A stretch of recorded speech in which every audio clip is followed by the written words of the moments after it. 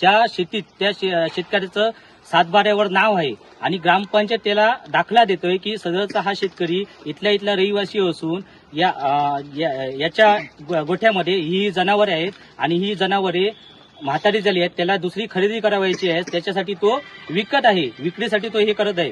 तरी पण हे बजरंग दलवाले त्या पत्राला कोणती किंमत न देता ते त्याला अमानुष मारहाण करतात. आज जी घटना झाली ती आंबेगावातील जानू फाले याच्या बाबतीत ही घटना झालेली आहे. सदरची घटना आंबोली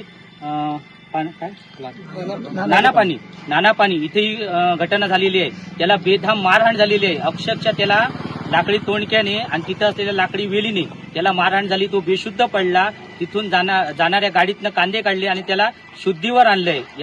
याप्रमाणे मी सांगू इच्छितो बजरंग दलाचे गोहत्या करणे महापाप आहे, त्याच्यात दोषच नाही. तुम्ही गोहत्येचं जे कोण गोहत्या करेल ना त्याला शासन करा, पण सर्वसामान्य शेतकऱ्याचं काय आणि सर्वसामान्य शेतकऱ्याला हात लावायचा अधिकार तुम्हाला कोणी दिला आणि कोणत्या प्रकारे दिला? तुमच्याकडे आय कार्ड आहे का? तुम्ही शासन मान्य आहात का? कोणत्या तुम्ही एवढी जनावरं पकडली त्या जनावरांचा हिशोब तुमच्याकडे आहे का? तुम्ही प्रत्येक जनावर ज्याच्याकडनं पकडता त्यांच्याकडनं 200 रुपये तुम्ही खाद्यासाठी घेतात, त्यांचा हिशोब आहे का तुमच्याकडे? जनावरांचं शेण आहे त्याचा हिशोब आहे का तुमच्याकडे? जनावरांची दूध विक्री होते त्यांचा हिशोब आहे का तुमच्याकडे? जनावरे कोणत्या परिस्थितीत आहेत, कोणत्या गोशाळेत ठेवली आहेत, कोणत्या शासनमान्य गोशाळेत ठेवलीत?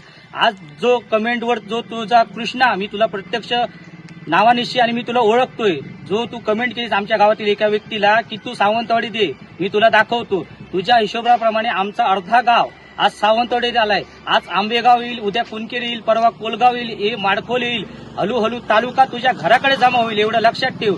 सामान्य शेतकऱ्याला जे तू मारहाण केलीस त्याची हळ तुला सोसणार नाहीये. त्याला जवळजवळ 6 ते 5 वर्षाची एक पोरगी आहे, लक्षात ठेव. त्याच्या बायकोला फीड येते आणि काल तुझ्या या प्रकरणामुळे त्यांनी गळफास लावण्याचा मोठा प्रयत्न केला. रात्री 1:30 वाजता त्याला पोलीस स्टेशनमध्ये आणलंय. लक्षात ठेव, तू पोलिसांनी त्याच्यावर उपचार केलाय.